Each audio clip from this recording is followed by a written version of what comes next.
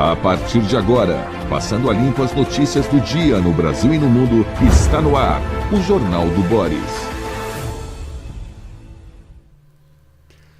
Bom dia, muito bom dia, está no ar o Jornal do Boris. O Jornal do Boris é um sobrevoo pelos principais acontecimentos do Brasil e do mundo a partir das primeiras páginas dos jornais. Vamos viver alguns dias, algumas semanas, 2 pelo menos, de caráter febril, politicamente, economicamente, porque vamos ter um grande intervalo que é o Carnaval. Então, teremos hoje o reinício das atividades do Congresso, o reinício das atividades do Judiciário e depois esse intervalo que tanto agrada a grande parte dos brasileiros, que é o Carnaval. Alguns se divertem nos folguedos, outros descansam nesses dias de Carnaval, claro que ampliando as datas, os dias de descanso, para mais do que os 3 dias carnavalescos, sábado, domingo, segunda e terça. Pronto, e aí depois começa o ano de novo. O ano começa depois do Carnaval. Ainda teremos, no meio do ano, a Copa do Mundo. Aí o Brasil vai parar novamente. E, no meio de tudo isso, essa atividade febril, que são os arranjos para as eleições de 2026. Na verdade, haverá pouco tempo, as pessoas estão correndo, você vai ver que mudanças estão sendo efetuadas, transferências, linhas cruzadas políticas nesses últimos dias, no sentido de se armar para a grande tarefa que é a eleição de 2026. Não dá para saber quem vai ganhar as eleições. A gente, no fim de semana, fica sabendo que em alguns estados do Nordeste, o PT, que era rei absoluto, caiu. A candidatura Bolsonaro, Flávio Bolsonaro, está recebendo mais adesões do que se imaginava. Está competitiva em relação a Lula. E o que a oposição está buscando nesse instante com primazia? Estabelecer canais para filtrar, para afunilar candidaturas eleitorais dos partidos, né? Tem aí obras surpreendentes, como do Kassab, que conseguiu reunir 3 candidatos à presidência em seu partido, né?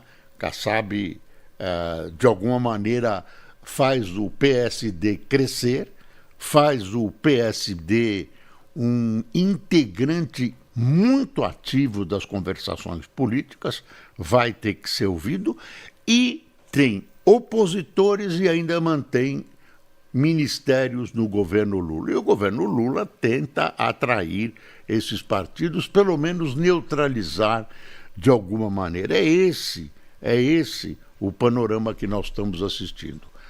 O grande objetivo, pelo menos revelado, da oposição é conseguir maioria, grande maioria, no Senado Federal.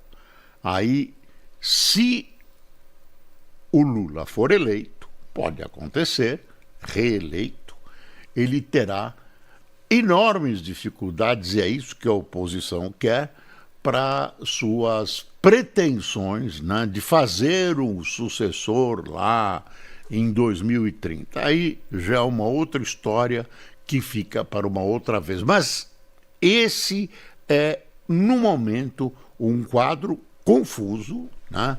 E nesse quadro desfilam problemas gravíssimos, como um problema do Master, esse problema do Banco Master, que está lambendo a sola dos pés do Palácio do Planalto. Já chegou lá, né, com alguns personagens importantes do PT e ex do Palácio do Planalto, o governo tentando afastar essas imagens de si, tentar de alguma maneira protegê-las, mas elas estão umbilicalmente ligadas à questão do Master. Bom, ontem nós tivemos na Avenida Paulista, em São Paulo, em várias cidades do país, várias mesmo, manifestações em defesa dos animais, né, contra maus tratos, né, a partir do assassinato daquele cachorro Orelha em Santa Catarina. O Fantástico, eu assisti, fez uma extensa reportagem a esse respeito e não se sabe exatamente quem foram os assassinos do cachorro. Os jovens citados até agora, aqueles 2 que tinham que voltar dos Estados Unidos já voltaram, tiveram seus telefones apreendidos, as investigações continuam, mas o que se pode depreender até este momento é que não há provas, não há nenhuma evidência, não há indícios de que foram esses meninos acusados, que são meninos adolescentes da pá virada, cheios de problemas, farras, brigas, etc., mas não há sinais de que sejam eles os assassinos do cachorro e nem de que eles teriam tentado matar um outro cachorro afogado. Existem tênues informações, falavam em fotos e tal, não existe nada disso. Um guarda, um zelador de portaria de um condomínio teria fotos, tem fotos deles fazendo coisas, virando lata de lixo, quebrando não sei o quê e brigando com esse porteiro, com esse zelador. Mas com o cachorro, a polícia diz não há nada. Então, eu acho que a gente tem que condenar com veemência os autores. Mas não há de se sacrificar 4 jovens, por mais terríveis que eles sejam, por algo que eles não fizeram. Então, todo cuidado é pouco, no sentido de que as investigações sejam objetivas e busquem os verdadeiros responsáveis pela morte desse cão, que acabou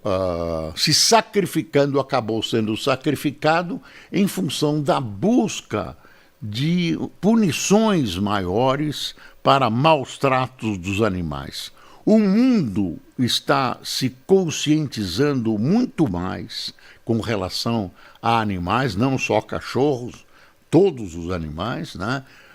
Contra os maus tratos, etc., e a legislação brasileira é extremamente frágil. Então, você dificilmente vai encontrar pessoas presas por maus tratos aos animais. Deve ter por aí, mas é exceção, não é regra. Quer dizer, a pessoa é impune, né? Há, inclusive, eu não vi, mas os jornais noticiam, as pessoas noticiam, que há sites de jovens incitando, né, como moda o maltrato aos animais. Isso precisa acabar, esses jovens precisam ser punidos na forma de uma lei que seja punição. De uma lei que seja punição. Aí não adianta educar mesmo, aí a gente tem que ser radical, tem que punir mesmo. A punição deve ser proporcional ao dano causado. E são vidas comparáveis às vidas humanas. São tão importantes quanto vidas humanas. Você pode achar que eu estou exagerando, mas são vidas. Quem acredita, né, quem é religioso, sabe e tem certeza que animais são criaturas de Deus que merecem respeito, no mínimo respeito, no mínimo respeito. Mesmo aqueles animais que nós comemos, sei lá, galinha, boi, etc., precisam ser bem tratados e a execução precisa ser feita dentro de padrões que evitem sofrimento. Bom, aí dá para escrever um livro. Resumo da ópera. Ainda não se sabe se foram esses meninos acusados que tiveram seus rostos estampados na internet, não se sabe se foram eles.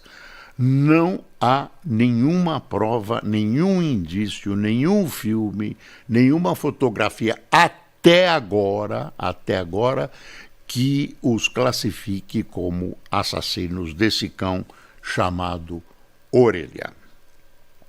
Bom, tivemos no fim de semana eleições na Costa Rica.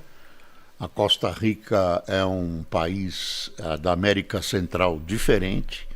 Ganhou a candidata de direita, chama Laura Fernandes. Ela tem 39 anos, é uma cientista social, e ela disputou com Álvaro Ramos, que é um social-democrata, né? E ele já reconheceu a derrota, que foi em primeiro turno, A Costa Rica sempre foi um país tranquilo, sossegado, não tem exército.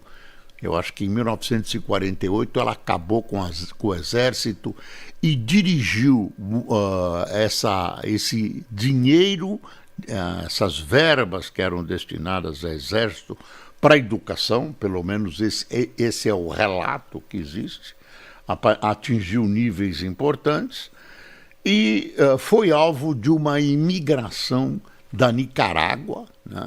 Nicarágua levou, num país que tinha 3 milhões de habitantes, levou mais de 1 milhão de imigrantes. As coisas degringolaram, agora há pandilhas, né, violência e tal, que ela promete enfrentar.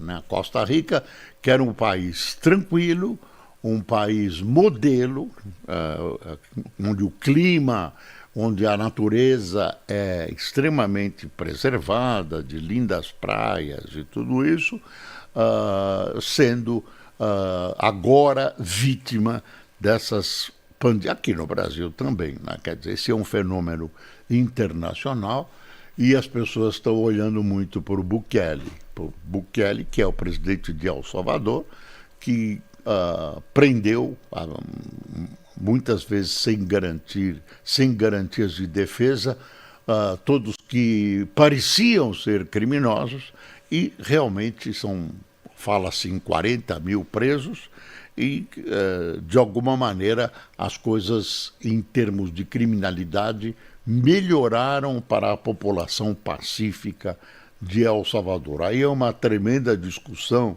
até onde você pode ir respondendo com a violência que Bukele está respondendo à ação desse crime organizado.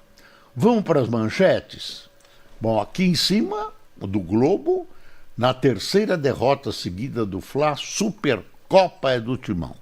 Surpreendentemente, o Corinthians ganhou de 2-0 ontem em Brasília, com a conquista da Supercopa. Eu assisti o jogo, foi um jogo bonito, emocionante, e venceu a garra, a força, a resistência do Corinthians, que armou um esquema que a qualidade de jogo do Flamengo não conseguiu superar. O segundo gol foi nos últimos segundos da partida, quando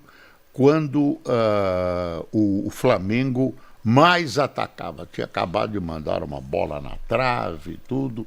Enfim, futebol é assim. Estamos nos preparando agora para a Copa do Mundo. Está aqui o Corinthians festejando, né?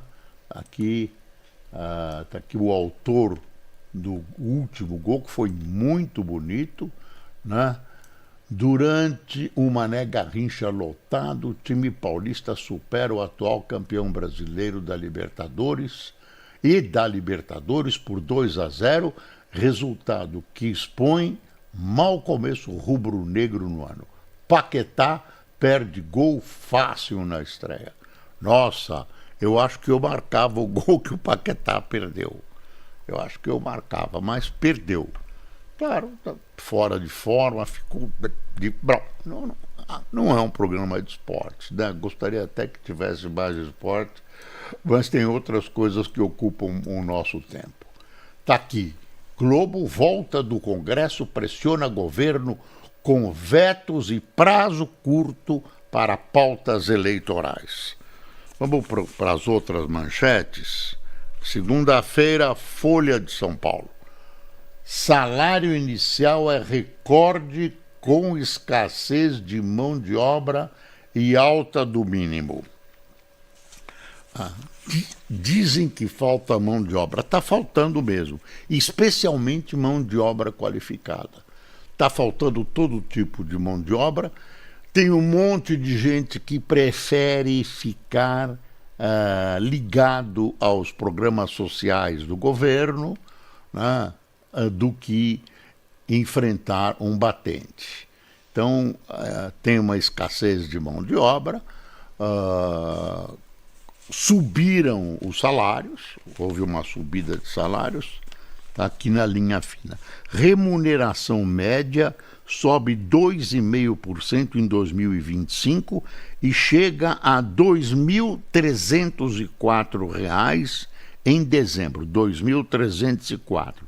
Tendência é mais visível em vagas de baixa qualificação. Olha aí, até vagas de baixa qualificação. Se a pessoa pode ter um bico e continuar recebendo do governo, recebe. Esse é um efeito colateral dos programas sociais do governo. Você coloca a pessoa no Bolsa Família e ela recebe esse dinheirinho no fim do mês e se desinteressa da busca de emprego. E o mais estranho, isso eu vejo em algumas análises, é que quem está nos programas sociais, especialmente no Bolsa Família, e aí são milhões e milhões, fala-se em 40 milhões de pessoas, né, não é considerado desempregado. Não é considerado desempregado pelas nossas avaliações de desemprego. Então, o que é? Eu não sei. Vive do Estado e não sei. E é uma boa coisa eleitoral. Agora, eu não sei. Tem que ser um pronto-socorro. Tem que ser um pronto-socorro. Não pode ser um lugar onde a pessoa se encoste e definitivamente fique o resto da vida recebendo auxílio do governo sem procurar emprego, sem ter qualquer intenção de emprego. Deixa eu ver o valor. Eu estou com dois valores de fim de semana aqui. Onde é que está a data? Não estou vendo a data aqui. Está aqui sábado. Esse é de sábado, esse é de segunda-feira. BC e bancos discutem proposta para recompor caixa do FGC com depósitos compulsórios. FGC é um fundo, uma vaquinha de todos os bancos para garantir até R$ 250 mil de quem foi afetado por problemas que acontecem nos bancos, como o que está acontecendo no Master. O Master está lambendo os pés do governo. Está aqui o Estadão, aqui embaixo. Toffoli orientou achar contradição e omissões em fala de diretor do BC.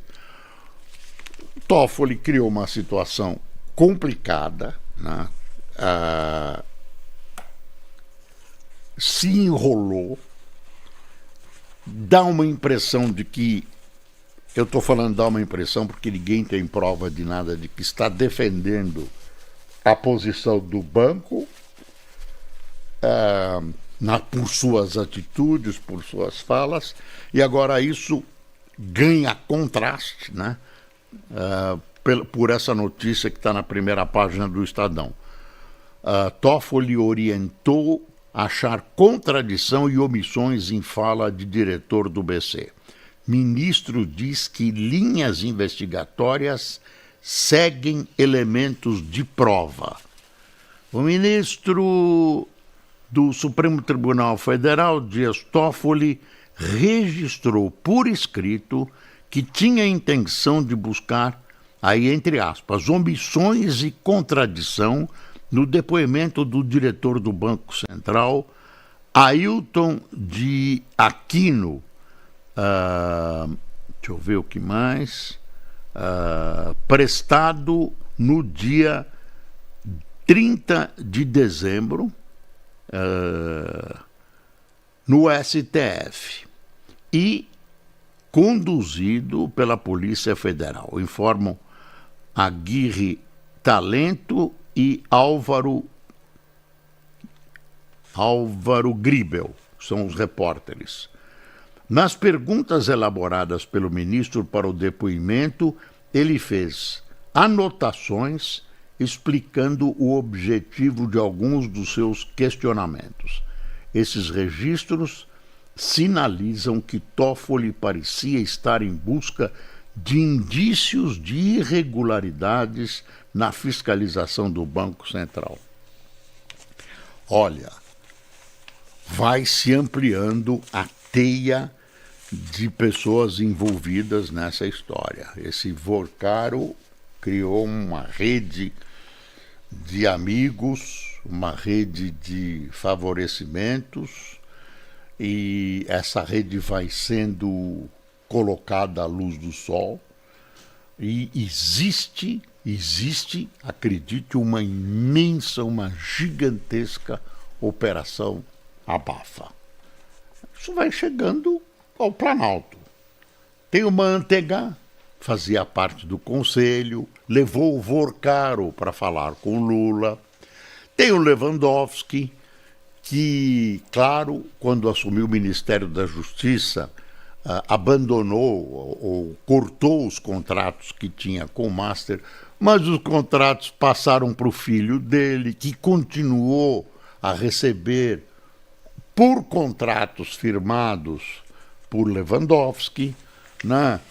Tem o Jacques Wagner, que, enfim,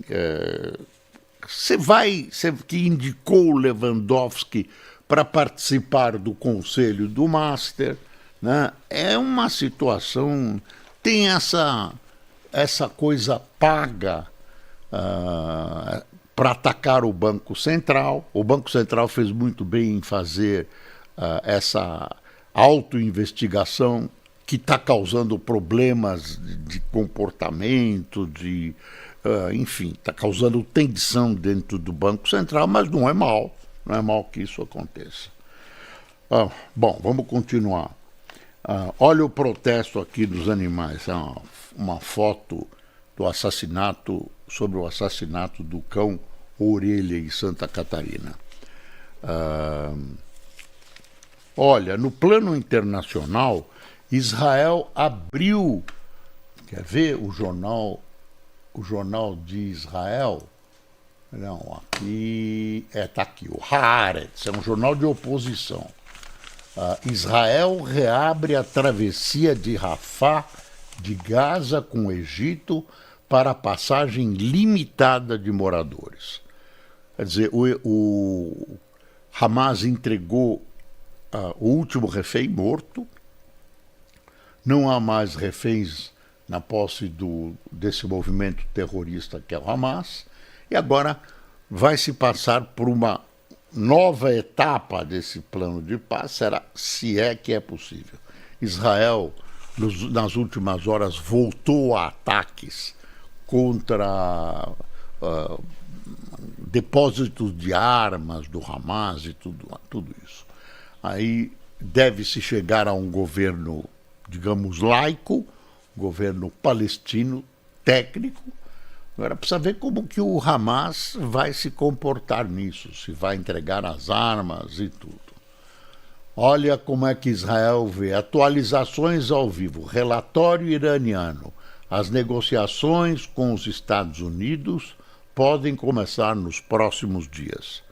O que os Estados Unidos querem, fim da busca de um artefato nuclear ou do próprio programa nuclear do Irã, e fim dos foguetes, dos mísseis de longo alcance iranianos. Acho difícil, aliás, não sou só eu, qualquer acordo que envolva essas duas questões e em que o Irã diga sim para elas.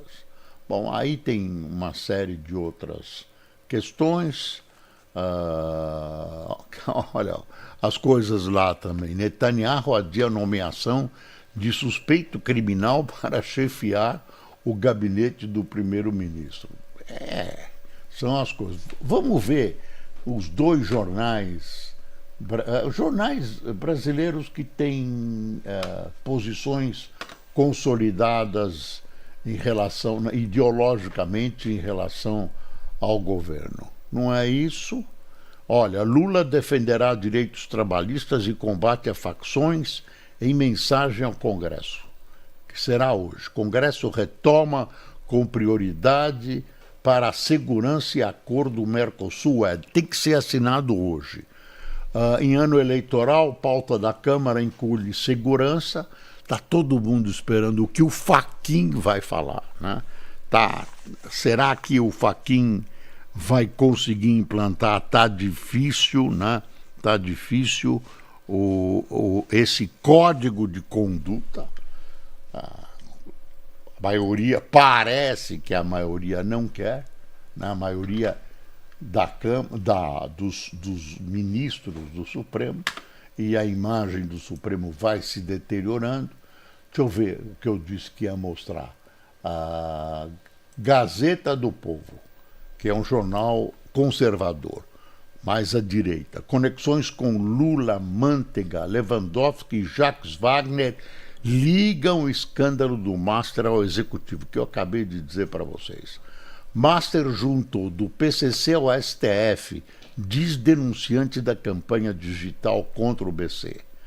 Ratinho Júnior mantém suspense sobre o escolhido enquanto Moro enfrenta a crise interna no Paraná. Você vê tudo isso para a escolha de quem é candidato, quem não é, etc, etc. Deixa eu pegar o 247, que é um jornal mais à esquerda, né, publicado no... Está difícil aqui, parece que tem um boicote ao 247. Vamos de novo. Tem um problema aqui. Vamos dizer que tem um boicote, mas não está aparecendo o 247. Não está aparecendo. Eu tinha visto antes e agora tem problema. Gazeta, está aqui o Oeste. Desculpe, o pessoal do 247. Eu quero apresentar, não tem problema nenhum em apresentar o jornal no Jornal do Boris.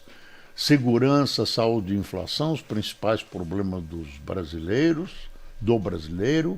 Paraná pesquisa, segurança, saúde e inflação. Segurança que o PT não gosta de mexer, vai ter que mexer. Emendas parlamentares tiveram aumento de 500% em 10 anos. O executivo manda pouco no governo, hein? Olha, uma história que não vai dar para mostrar. Filho de doméstico e pedreiro é o primeiro em medicina na USP. Bonito, viu? Bonito. Campanha de Flávio busca pacto com opositores de Lula. Não é fácil. Está viajando, teve com o Netanyahu, etc, etc. Quem tomou cafezinho conosco? Tá caro, hein, Lula? Ricardo Ramos, Rafael Pascoal, Ana Margarida, Nelson Camargo, Fábio Costa, Débora Ferreira, Márcia Rabelo, Eduardo Lopes, Bernadette de Assuíris, Roberto Alba, Osvaldo Valério, Mara Rodrigues, Pedro José de Gaspar, Santa Catarina, Chico... Gaspar é Santa Catarina ou é Paraná? Santa Catarina.